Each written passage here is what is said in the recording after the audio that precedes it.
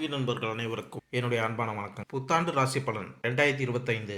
2025ஆம் ஆண்டு விரைவில் தொடங்கவுள்ள நிலையில் இந்த புத்தாண்டில் ஒவ்வொரு ராசியை சேர்ந்தவர்களும் எந்த விஷயத்தில் கவனமாக இருக்க வேண்டும், யாருக்கெல்லாம் அனுகூலமும் நன்மைகளும் அதிகரிக்கும் என்பதை தெரிந்து கொள்வதோடு பிரச்சனைகளை நுண்ணறிவுடன் சரியான பரிகார வழிகாட்டுதல்களுடன் கடப்பது என்பதை தெரிந்து கொள்வோம். 2025 புத்தாண்டில் ஒவ்வொரு ராசி சேர்ந்தவர்களும் எந்தெந்த விஷயங்களில் எப்படி இருக்க வேண்டும், அதனை எப்படி கையாள வேண்டும் என பல்வேறு விதமான பலன்கள் குறித்து 12 ராசிகளுக்கும் இங்கு கொடுக்கப்பட்டுள்ளது. அது குறித்து இங்கு காண்போம். புத்தாண்டு என்றாலே சிறப்புதான். தற்போது 2025ஆம் ஆண்டு இனிதே தொடங்குகிறது. ஒவ்வொரு புத்தாண்டும் நல்ல முறையில் இருக்க வேண்டும் என அனைவரும் சிந்திப்பது சகஜம்தான். ஆனால் கிரகங்களின் மாற்றங்களை பொறுத்து அளவில் பல்வேறு விதமான சுப மற்றும் அசுப பலன்கள் அனைவருக்கும் உண்டாகும். 2025ஆம் ஆண்டில் ஜனவரி 4ஆம் தேதி புதன் பகவான் தனுசு ராசிக்கு பெயர்ச்சி. அதன் மூலம் தொடங்கி டிசம்பர் 29இல் மீண்டும் தனுசுவில் புதன் நுழைவதோடு முடிவடைகிறது. இந்த ஆண்டில் முக்கிய கிரகங்களான குரு பெயர்ச்சி, சனி பெயர்ச்சி, ராகு கேது பெயர்ச்சிகள் அடுத்தடுத்து நடக்க உள்ளன.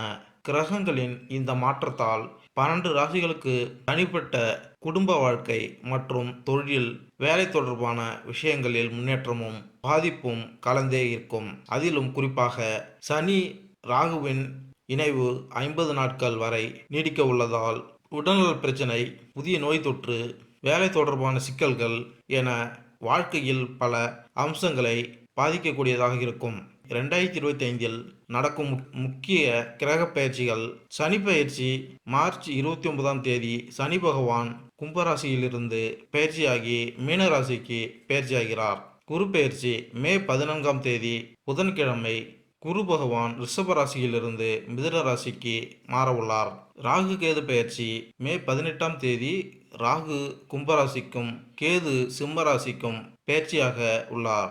அது மட்டுமல்லாமல் மார்ச் 29ஆம் தேதி முதல் மே 18ஆம் தேதி வரை 50 நாட்கள் சனி மற்றும் ராகு இணைந்து மீனராசியில் சஞ்சாரம் செய்ய உள்ளார். இப்படி நவகிரகங்களின் பயிற்சி உள்ளிட்ட காரணங்களால் 12 ராசிகளுக்கு கிடைக்கக்கூடிய பலன்கள் இந்த புத்தாண்டில் பல பெரிய கிரகங்கள் தங்களது இடத்தை மாற்றுகின்ற காரணத்தினால் அனைத்து ராசிகளும் சிறப்பான சூழ்நிலைகளை பெறப்போகின்றனர். அவ்வப்போது பல்வேறு விதமான சிக்கல்கள் ஏற்பட்டாலும் யோகங்கள் கிடைக்கக்கூடும். ஒரு சில ராசிகளுக்கு மோசமான சூழ்நிலை இருந்தாலும் அதன் நிலை மாறுபடுகின்ற காரணத்தினால் பலன்கள் சிறப்பாக இருக்கும். அந்த வகையில் இந்த 2025 புத்தாண்டில் ஒவ்வொரு ராசியை சேர்ந்தவர்களும் எந்த விஷயங்களில் எப்படி இருக்க வேண்டும், அதனை எப்படி கையாள வேண்டும் என பல்வேறு விதமான பலன்கள் குறித்து 12 ராசிகளுக்கும் இங்கு கொடுக்கப்பட்டுள்ளன. அது குறித்து இங்கு காண்போம். மகரம் ராசி. மகர ராசியினர் தன்னம்பிக்கை மிக்கவர்கள், சிறந்த நிகழ்ச்சிகளை அமைக்கும் திறன் பெற்றவர்கள், சகிப்புத்தன்மை, பொறுமை, ஸ்திரத்தன்மை மற்றும் நம்பிக்கை கொண்டவர்கள். சவாலான செயல்களை மேற்கொண்டு கொடுக்கப்பட்ட நேரத்திற்குள் அவற்றை முடிப்பதை அவர்கள் முக்கியமாக கருதுவார்கள். மகர ராசிக்காரர்களின் 2025ஆம் ஆண்டு ஆரோக்கியம், கல்வி, தொழில், வேலை, நிதி, காதல், திருமணம், வீடு, நிலம், கட்டிடங்கள், வாகனங்கள் போன்றவற்றிற்கு எப்படி அமையப் போகிறது என்பதை தெரிந்து கொள்வோம். இந்த ஆண்டின் கிரக பயிற்சியின் அடிப்படையில் சில தீர்வுகளையும் நாங்கள் உங்களுக்கு சொல்வோம். அதை ஏற்றுக்கொள்வதன் மூலம் நீங்கள் சாத்தியமான பிரச்சனை அல்லது தடுமாற்றத்திற்கு தீர்வு காண முடியும். எனவே மகர ராசிக்காரர்களுக்கு 2025ஆம் ஆண்டு என்ன சொல்கிறது என்பதை தெரிந்து கொள்வோம். வாருங்கள். பொதுவான பலன்கள். இந்த வருடம் உங்கள் பொருளாதார நிலையில் நல்ல முன்னேற்றம் ஏற்படும். உத்தியோகத்தில் உள்ளவர்களுக்கு உயர் பதவி கிடைக்கும். உங்கள் குடும்பத்தில் திருமணம் தாமதப்பட்டவர்களுக்கு திருமணம் நடக்கும் வாய்ப்பு உள்ளது. புத்திர பாக்கியத்தை எதிர்நோக்கி உள்ளவர்களுக்கு புத்திர பாக்கியம் கிடைக்கும். காதலருக்கு இடையே உள்ள பந்தம் வலுப்படும். அரசு உத்தியோகத்தில் உள்ளவர்களுக்கு கூடுதல் பொறுப்புகள் கிடைக்கும் வாய்ப்புகள் உள்ளது. மேலாளர் பதவியில் உள்ளவர்களுக்கு பதவி உயர்வு கிடைக்கும். தகவல் தொடர்பு துறையில் உள்ளவர்களுக்கு பணியிட சூழல் அனுகூலமாக இருக்கும். தகவல் தொடர்புத்துறை சம்பந்தப்பட்ட தொழில் செய்பவர்களுக்கு புதிய முதலீட்டாளர்கள் மூலம் தொழிலை விரிவுபடுத்துவதற்கான வாய்ப்புகள் உண்டாகும். கட்டுமான துறையில் பொறியாளர்களாக தொழில் செய்பவர்கள் அதிக லாபத்தை ஈட்டும் வகையில் இந்த வருடம் அமையப்போகிறது. அந்நிய செலாவணி வர்த்தக நிறுவனம் சம்பந்தப்பட்ட தொழில் செய்பவர்களின் பொருளாதார நிலையில் நல்ல முன்னேற்றம் ஏற்படும். தனியார் உத்தியோகத்தில் இருப்பவர்கள் தங்கள் மேல் அதிகாரியின் மூலம் உத்தியோகத்தில் ஆதாயங்கள் பெறுவீர்கள். காதல், திருமணம், குடும்பம் மற்றும் இல்லற வாழ்க்கை. காதல் உறவில் உள்ளவர்களுக்கு திருமண பந்தத்தில் உள்ளவர்களுக்கும் இந்த வருடம் சாதகமான வருடமாக திகழப்போகிறது. ஜனவரி மாதத்தில் காதல் உறவில் உள்ளவர்கள் ஆன்மீக பயணம் மேற்கொள்வீர்கள். இந்த பயணத்தின் மூலம் உங்கள் இருவருக்கும் இடையே நல்லிணக்கம் உண்டாகும். பிப்ரவரி மாதம் திருமண உறவில் உள்ளவர்கள் உங்கள் பேச்சில் கவனமாக இருக்க வேண்டும். தம்பதிகள் இருவருக்கும் இடையே மன வருத்தம் ஏற்பட வாய்ப்புகள் உள்ளது. மார்ச் மாதம் திருமணத்திற்காக காத்திருக்கும் பெண்களுக்கு ஏற்ற வரன் கிடைக்கப்பெற்று திருமணமும் நடைபெறும். ஏப்ரல் மாதம் புதிதாக திருமணமானவர்கள் வெளியூர் மற்றும் வெளிநாடுகளுக்கு உல்லாச பயணம் மேற்கொள்வதன் மூலம் இருவருக்கும் இடையே நல்ல புரிதல் ஏற்படும். மே மாதம் காதல் உறவில் இருப்பவர்கள் சிறு தூர பயணம் செல்வது மற்றும் உணவகங்களுக்கு செல்வதன் மூலம் இன்பம் காண்பார்கள். ஜூன் மாதம் திருமணமான தம்பதிகள் சுற்றுலா ஸ்தலங்களுக்கு சென்று வருவதன் மூலம் ஒற்றுமை அதிகரித்து காணப்படும். ஜூலை மாதம் காதல் உறவில் உள்ளவர்கள் ஒருவருக்கொருவர் விட்டு கொடுத்து செல்வதன் மூலம் நல்லுறவு நீடிக்கும். ஆகஸ்ட் மாதம் திருமணமான தம்பதிகளின் தாம்பத்திய வாழ்வு சிறக்கும். செப்டம்பர் மாதம் காதல் உறவில் உள்ளவர்களுக்கிடையே சரியான புரிதல் இல்லாமல் போவதற்கு வாய்ப்புகள் உள்ளது. காதலர்கள் இருவரும் விட்டு கொடுத்து செல்வதன் மூலம் நல்ல புரிதல் ஏற்படும். மகர ராசிக்காரர்களுக்கு ஆண்டின் முதல் பகுதி காதல் விவகாரங்களில் மிகவும் சிறப்பாக இருக்கும். ஜனவரி மாதம் முதல் மார்ச் மாதம் வரையிலான காலம் நல்ல பலனை தரும். ஆண்டின் தொடக்கத்திலிருந்து மே வரை நல்ல அதிர்ஷ்டத்தின் காரணியான குருவின் பெயர்ச்சி 5வது வீட்டில் இருக்கும். காதல் உறவுகளில் இணக்கத்தை பராமரிக்க முயற்சிக்கும். எனவே சிறிய முரண்பாடுகள் இங்கிருந்து தொடங்கலாம். ஆனால் மே மாதத்தின் நடுப்பகுதிக்கு பிறகு குரு 6ஆம் வீட்டில் பெயர்ச்சிப்பார் மற்றும் சனியின் அம்சம் தொடர்ந்து 5ஆம் வீட்டில் இருப்பதால் அலட்சிய உணர்வுகளை உருவாக்கலாம். சிறிய விஷயங்களில் நீங்கள் பிடிவாதமாக இருக்கலாம். இது உங்கள் காதல் வாழ்க்கையில் எதிர்மறையான தாக்கத்தை ஏற்படுத்தலாம்.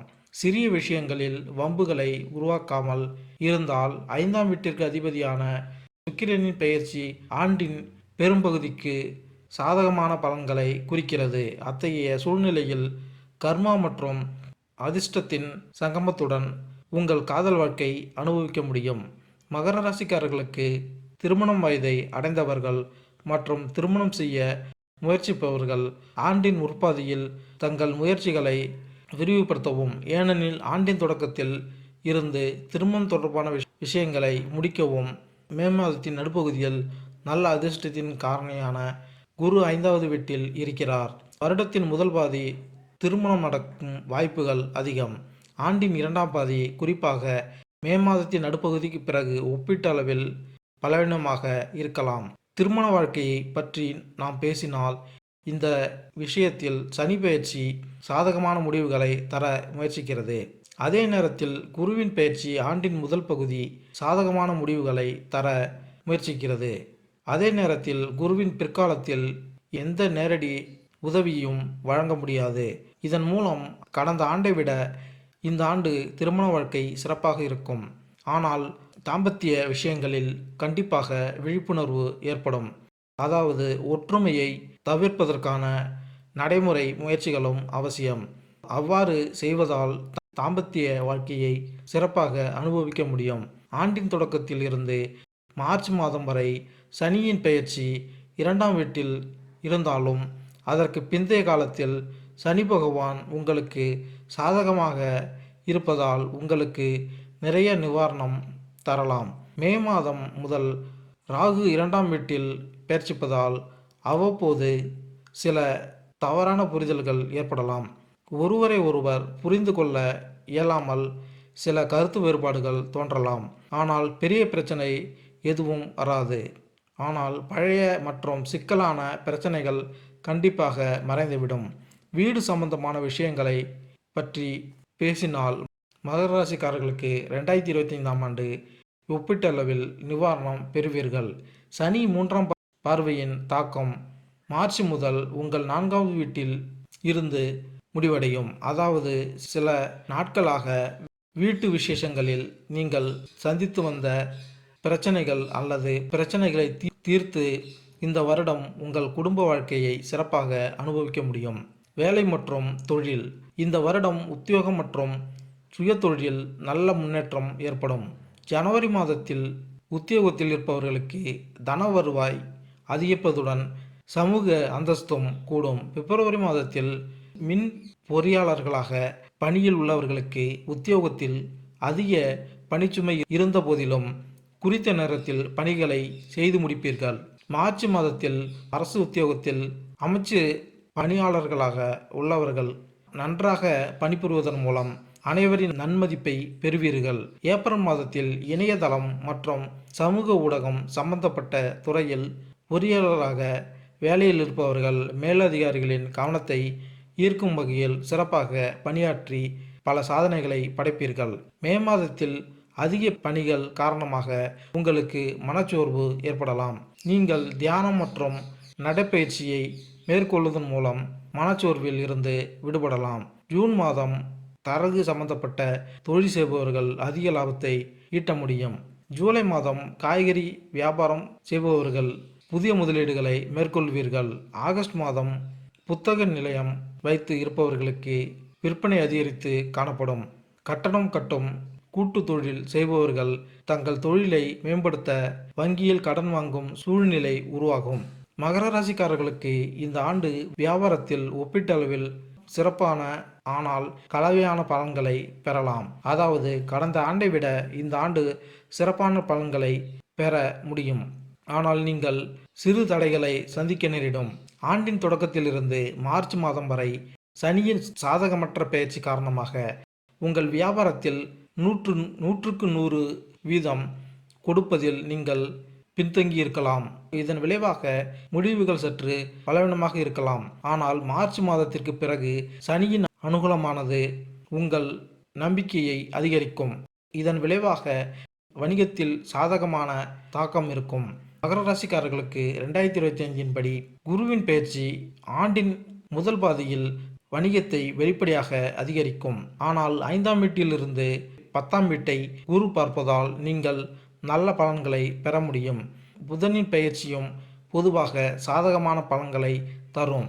வணிகத்தில் உங்கள் செயல்திறன் இந்த ஆண்டு சிறப்பாக இருக்கும். ஆண்டின் பிற்பகுதியில் நீங்கள் கடினமாக உழைக்க வேண்டியிருக்கும். ஆனால் மார்ச் மாதம் முதல் ஆண்டின் பிற்பகுதி வரை நீங்கள் வியாபாரத்தில் சிறப்பாக செயல்பட முடியும். மகர ராசிக்காரர்களுக்கு இந்த ஆண்டு நீங்கள் வேலை தொடர்பான விஷயங்களிலும் ஒப்பீட்டளவில் சிறந்த முடிவுகளை பெற முடியும். மார்ச் மாதத்திற்கு பிறகு வேலை சம்பந்தமான விஷயங்களில் சிறப்பான பலன்களை பெற முடியும். மார்ச் மாதத்திற்கு பிறகு செய்யப்படும் மாற்றங்கள் சிறப்பான பலன்களை தரும். நீங்கள் உங்கள் வேலையை மாற்ற விரும்பினால் மார்ச் மாதத்திற்கு பிறகு நேரம் சிறந்த பலன்களை தரும். மே மாதத்தின் நடுப்பகுதி வரை குரு பெயர்ச்சி 5வது வீட்டில் இருக்கும். தொழிலாளர்களுடன் நல்ல உறவை உருவாக்கும். இதன் விளைவாக நீங்கள் உங்கள் அலுவலகத்தில் வேலை செய்வதில் மகிழ்ச்சி அடைவீர்கள். இது உங்கள் வேலையை பாதிக்கும் மற்றும் உங்கள் செயல்திறன் மேம்படும். மே மாதத்தின் நடுப்பகுதிக்கு பிறகு நீங்கள் கடினமாக உழைக்க வேண்டியிருக்கும். பெரிய பிரச்சனைகள் எதுவும் வர வாய்ப்பில்லை. ஆனால் சிலர் போட்டியாளர்களாக நடந்து கொள்ளலாம். 2வது வீட்டில் ராகுவின் செல்வாக்கு உங்கள் வேலையில் எதிர்மறையாக தாக்கத்தை ஏற்படுத்தும். மே மாதத்திற்கு பிறகு மக்களுடனான உறவை மேம்படுத்த ஒப்பீட்டளவில் அதிக முயற்சிகளை மேற்கொள்வது அவசியம். நிதி நிலைமை. இந்த வருடம் உங்கள் பொருளாதார நிலை ஏற்றத்துடன் காணப்படும். ஜனவரி மாதம் நீங்கள் பணத்தை நிலத்தில் முதலீடு செய்யும் வாய்ப்புகள் உள்ளது. பிப்ரவரி மாதம் தகவல் தொழில்நுட்பத்துறையில் மென்பொருள் தயாரிக்கும் பணியில் உள்ள தொழில் வல்லுநர்களின் பொருளாதார நிலையில் நல்ல முன்னேற்றம் ஏற்படும். மார்ச் மாதம் பங்கு வர்த்தக சார்ந்த முதலீடுகள் நல்ல லாபத்தை கொடுக்கும். ஏப்ரல் மாதம் நிலம் மற்றும் அசையா சொத்துக்கள் மீது முதலீடு செய்வது எதிர்கால தேவைகளுக்கு ஏற்ற சிறந்த முதலீடாக இருக்கும். மே மாதத்தில் வீட்டு உபயோகப் பொருட்கள் வாங்குவதற்காக அதிக செலவுகள் செய்வீர்கள். ஏப்ரல் மாதத்தில் தகவல் தொடர்பு துறையில் வேலையில் உள்ளவர்களுக்கு சம்பளம் உயரும் வாய்ப்புகள் பிரகாசமாக உள்ளது. மே மாதத்தில் நீண்ட தூர பயணம், வெளி உணவுக்காக அதிக செலவுகள் செய்வீர்கள். ஜூன் மாதத்தில் நீங்கள் வங்கியில் வாங்கிய கடன்கள் அனைத்தையும் அடைக்கும் வாய்ப்புகள் உள்ளது. ஜூன் மாதம் வீட்டிற்கு புதிய வண்ணம் தீட்டுதல் மற்றும் வீட்டு பராமரிப்பிற்காக அதிகம் செலவுகள் செய்வீர்கள். ஜூலை மாதம் ஆடை மற்றும் தங்க நகைகள் வாங்கும் வகையில் செலவுகள் ஏற்படும். ஆகஸ்ட் மாதம் பரஸ்பர சகாய நிதி போன்ற புதிய முதலீடுகளை செய்வீர்கள். இந்த ஆண்டு உங்களுக்கு நிதி விஷயங்களில் சராசரி அல்லது சராசரியை விட சிறந்த முடிவுகளை தரும். ஆண்டின் தொடக்கம் முதல் மே மாதத்தின் நடுப்பகுதி வரை செல்வத்தை குறிக்கும் குரு லாப வீட்டை பார்ப்பார். அதே சமயம் மே மாதத்தின் நடுப்பகுதிக்கு பிறகு குரு 6ஆம் வீட்டிற்கு செல்வார். குருவின் இந்த ஸ்தானம் பலவீனமாக இருப்பதாக கூறப்பட்டாலும் 5ஆம் வீட்டிலிருந்து பண வீட்டை பார்ப்பதால் குரு குவித்த செல்வத்தை பாதுகாக்க உதவியாக இருக்கும். ஆனால் பணம் சம்பாதிப்பதில் குரு மிகவும் உதவியாக இருக்கும். இந்த ஆண்டு செல்வத்தின் காரணியான குருவின் நிலை பொதுவாக பண விஷயத்தில் சாதகமாக இருக்கும். ஆனால் ஆண்டின் தொடக்கத்தில் இருந்து மார்ச் மாதம் வரை சனியின் நிலையும் பின்னர் ராகுவின் நிலையும் சாதகமாக இல்லை. எனவே பணத்தை மிச்சப்படுத்த அதிக முயற்சிகள் எடுக்க வேண்டும். இந்த சூழ்நிலைகள் அனைத்தையும் ஒன்றாக எடுத்துக்கொண்டால் பண விஷயத்தில் குரு சாதகமான பலன்களை தருவார். அதே நேரத்தில் சனி மற்றும் ராகு சற்று பலவீனமான பலன்களை தரக்கூடும். மகர ராசிக்காரர்களுக்கு 2025ஆம் ஆண்டு குருவின் செல்வாக்கு வெற்றி பெறலாம் மற்றும் சில முன்னெச்சரிக்கை நடவடிக்கைகளை எடுத்த பிறகு நீங்கள் நிதி விஷயங்களில் சிறப்பாக செயல்பட முடியும். நிலம், கட்டிடம், வாகன சுகம். மகர ராசிக்காரர்களுக்கு இந்த ஆண்டு நிலம் மற்றும் கட்டிடங்கள் தொடர்பான விஷயங்களில் சிறந்த முடிவுகளை பெறுவீர்கள். மார்ச் மாதத்திற்கு பிறகு சனியின் அனுகூலமான பெயர்ச்சி நிலம் மற்றும் கட்டிடம் தொடர்பான விருப்பங்களை நிறைவேற்ற உதவியாக இருக்கும்.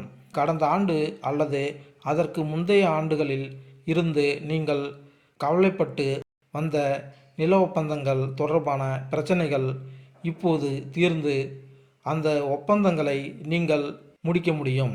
சில காரணங்களால் உங்களால் உங்கள் பிளாட்டில் வீடு கட்ட முடியவில்லை என்றால் இந்த ஆண்டு மார்ச் மாதத்திற்கு பிறகு முயற்சிக்கவும்.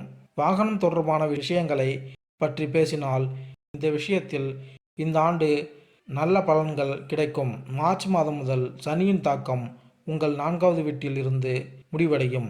அதாவது நீங்கள் முயற்சி செய்து ஒரு வாகனத்தை வாங்கலாம் மற்றும் நீங்கள் விரும்பும் வாகனத்தை பெறலாம். மாணவர் மற்றும் கல்வி. இந்த வருடம் மாணவர்களின் கல்வியை பொறுத்தவரை மாணவர்களுக்கு சாதகமான சூழ்நிலையே காணப்படும். ஆரம்ப கல்வி படிக்கும் மாணவர்களின் உள்வாங்கும் திறன் அதிகரித்து காணப்படும். நடுநிலை பள்ளிகளில் படிக்கும் மாணவர்கள் பள்ளிகளுக்கு இடையே நடக்கும் விளையாட்டுப் போட்டிகளில் பங்கேற்று முதலிடத்தை பிடிப்பார்கள். உயர்நிலை பள்ளியில் கல்வி படிக்கும் மாணவர்கள் சிறந்த முறையில் தேர்வுகளை எழுதி மிக நல்ல மதிப்பெண்களை பெறுவார்கள். மேல்நிலை கல்வி பயிலும் மாணவர்கள் கவனச்சிதறல் போன்ற தடைகளையும் தாண்டி கல்வியில் ஜெயிப்பார்கள். இளங்கலை அறிவியல் படிக்கும் மாணவர்களின் உள்வாங்கும் திறன் அதிகரித்து காணப்படும். இறுதி தேர்வுகளில் நல்ல மதிப்பெண்கள் பெறுவதற்கும் வாய்ப்புகள் உள்ளது. முதுகலை கணிதம் படிக்கும் மாணவர்களுக்கு படிப்பு முடிந்தவுடன் ஆராய்ச்சி கல்வி படிப்பதற்கு வாய்ப்புகள் உருவாகும். கணிதத்துறையில் இளங்கலை பொறியியல் கல்வி படிக்கும் மாணவர்களுக்கு வெளிநாட்டில் கல்வி உதவித்தொகையுடன் முதுகலை பட்டப்படிப்பு சேரும் வாய்ப்புகள் கிடைக்கும். பொதுவாக கல்வி பார்வையில் நல்ல பலன்களை தரும். ஆண்டின் தொடக்கம் முதல் மே மாதத்தின் நடுப்பகுதி வரை உயர்கல்விக்கு காரணியாக குரு 5ஆம் வீட்டில் அமர்ந்து அதிர்ஷ்ட பலன்களையும் முதலீட்டையும் பார்ப்பார். உயர்கல்வியில் மட்டுமின்றி ஆரம்ப கல்வியிலும் உதவியாக இருப்பவர்களுக்கு இந்த பெயர்ச்சி மிகப்பெரிய பலன்களை தரும். வேதங்கள் மற்றும் சாஸ்திரங்களில் கல்வி பயில்வர்களுக்கும் நல்ல பலன்களை தரும். உங்களின் கடின உழைப்புக்கு ஏற்ப நல்ல பலன்கள் பெறுவீர்கள். உங்கள் புத்திசாலித்தனம் மற்றும் விவேகம் இரண்டும் முழுமையாக விழித்திருக்கும். இதன் விளைவாக உங்கள் விஷயத்தில் நீங்கள் சிறப்பாக செயல்பட முடியும். வெளியூரில் வசிக்கும் மாணவர்களும் சிறப்பாக செயல்படுவார்கள். மே மாதத்தின் நடுப்பகுதிக்கு பிறகு குரு 6வது வீட்டிற்கு செல்வார். 6வது வீட்டில் குரு பெயர்ச்சிப்பது பொதுவாக நல்ல பலன்களை தருவதாக கூறப்படுவதில்லை. வெளிநாட்டில் அல்லது வெளியூர் படிக்கும் மாணவர்களும் சிறப்பாக செயல்படுவார்கள். புதன் பெயர்ச்சி ஆண்டின் பெரும்பகுதி உங்களுக்கு சாதகமாக இருப்பார். நீங்கள் சிறப்பாக செயல்பட முடியும். உங்கள் உடல்நலம் சாதகமாக இருந்தால் உங்கள் விஷயத்திலும் கவனம் செலுத்த முயற்சித்தால் பொதுவாக இந்த ஆண்டு நீங்கள் நல்ல முடிவுகளை பெற முடியும். ஆரோக்கியம் 2025ஆம் ஆண்டு ஆரோக்கியத்தில் பார்வையில் ஒப்பீட்டளவில் நல்ல பலன்களை தரும். ஆரோக்கியத்தை பொறுத்தவரை எல்லாம் சரியாக இருக்க வேண்டிய அவசியமில்லை. ஆனால் கடந்த ஆண்டு அல்லது முந்தைய ஆண்டுகளுடன் ஒப்பிடுகையில் இந்த ஆண்டு மிகவும் சிறப்பாக இருக்கும். மார்ச் மாதத்திற்கு பிறகு சனியின் தாக்கம் உங்கள் 2ஆம் வீட்டில் இருந்து விலகும். உங்கள் முதல் வீடு அதிக வலிமையுடன் சாதகமான நிலையில் இருக்கும். இதனால் உங்கள் ஆரோக்கியம் மேம்படும். இந்த ஆண்டும் உணவு பழக்கத்தை கட்டுப்படுத்த வேண்டிய அவசியம் இருக்கும். ஏனெனில் மே மாதம் முதல் ராகுவின் தாக்கம் உங்கள் 2வது வீட்டில் தொடங்கும். உங்கள் உணவு பழக்கத்தை கட்டுப்பாடற்றதாக மாற்றும். குருவின் பெயர்ச்சி மே மாதத்தின் நடுப்பகுதி வரை ஆரோக்கியத்திற்கு நல்ல பலன்களை தரும். ஆனால் இடையில் சிறிய முரண்பாடுகள் இருக்கலாம். சரியான உணவு பழக்கம் மற்றும் சரியான வாழ்க்கை மூலம் நீங்கள் கட்டுப்படுத்த முடியும். இருப்பினும் ஏற்கனவே வாய், வயிறு, பிறப்புறுப்பு மற்றும் மார்பு பகுதி தொடர்பான பிரச்சனைகள் உள்ளவர்கள் இந்த ஆண்டு கவனமாக இருக்க வேண்டும். இந்த வருடம் உடல் மற்றும் மன ஆரோக்கியம் மேம்பட்டு காணப்படும். ஜனவரி மாதத்தில் அஜீரண சம்பந்தமான உடல் உபாதைகள் வருவதற்கு வாய்ப்புகள் உள்ளது என்பதால் உண்ணும் உணவில் கவனம் தேவை. பிப்ரவரி மாதத்தில் மனம் சிறிது இறுக்கத்துடன் காணப்படும். தியானம் செய்வதன் மூலம் நீங்கள் இறுக்கத்திலிருந்து விடுபடலாம். மார்ச் மாதம் முதல் வயதான ஆண்களுக்கு கண் சம்பந்தப்பட்ட பாதிப்புகள் ஏற்பட வாய்ப்புகள் உள்ளது. முறையான மருத்துவம் பார்ப்பதன் மூலம் கண் பாதிப்பிலிருந்து விடுபடலாம். ஏப்ரல் மாதம் முதல் பெண்களுக்கு காய்ச்சல், இருமல் போன்ற பாதிப்புகள் வரலாம். வெளியிட உணவுகளை தவிர்ப்பதன் மூலம் நோய் அண்டாமல் பாதுகாக்க முடியும். மே மாதத்தில் உங்கள் தாயாருக்கு பல் சம்பந்தப்பட்ட ரோகம் உண்டாகலாம். பல் மருத்துவரிடம் உரிய சிகிச்சை எடுத்துக்கொள்வதன் மூலம் பல் சம்பந்தப்பட்ட நோய் குணமாகும். ஜூன் மாதத்தில் நடுத்தர வயதை உடைய ஆண்களுக்கு நுரையீரல் சம்பந்தப்பட்ட சுவாச கோளாறுகள் உண்டாகும். மூச்சு பயிற்சி செய்வதன் மூலம் சுவாச கோளாறுகள் வராமல் தடுக்க முடியும். ஜூலை மாதத்தில் நடுத்தர வயதை உடைய பெண்களுக்கு முதுகு தண்டுவலத்தில் பிரச்சனைகள் தோன்றி மறையும். உடம்பை வளைத்து செய்யும் பயிற்சியை தொடர்ந்து செய்வதன் மூலம் நோயிலிருந்து விடுபடலாம். பரிகாரங்கள்: கோயிலின் வயதான அர்ச்சகர்களுக்கு ஒவ்வொரு 3வது மாதமும் மஞ்சள் வஸ்திரம் தானம் செய்வது புண்ணியமாக இருக்கும். எப்போதும் உங்கள் பாக்கெட்டில் ஒரு திடமான வெள்ளித்துண்டை வைத்து கொள்ளுங்கள். குங்கும போட்டு நெற்றியில் தொடர்ந்து தடவவும். வராகியம்மன் படத்தை வீட்டில் உள்ள பூஜை அறையில் வைத்து மாதந்தோறும் வளர்பிறை பஞ்சமி திதியன்று தீபதூப ஆராதனைகள் காட்டி வழிபட்டு வர ஐஸ்வர்யம் பெருகும். சனிக்கிழமைகளில் கருப்பண்ண சாமிக்கு பசுநெய் தீபமேற்றி வழிபட தொழிலில் முன்னேற்றம் ஏற்படும். சனிக்கிழமைகளில் கருப்பு நிற ஆடைகளை உடுத்தி வர உத்தியோகத்தில் உயர்வு ஏற்படும். உங்கள் வீட்டு வாசல் கதவின் மேல் ஓடி தேய்ந்த குதிரை லாடத்தை மாட்டி வைக்க வேண்டும். அனைத்து ஐஸ்வர்யங்களும் பெருக சிவன் பூஜை மேற்கொண்டால் நன்மை உண்டாகும். மேலும் இந்த வீடியோ உங்களுக்கு பிடித்திருந்தால் லைக் பண்ணுங்கள், கமெண்ட் பண்ணுங்கள், ஷேர் பண்ணுங்கள், மறக்காமல் சப்ஸ்கிரைப் பண்ணுங்கள். நன்றி, வணக்கம்.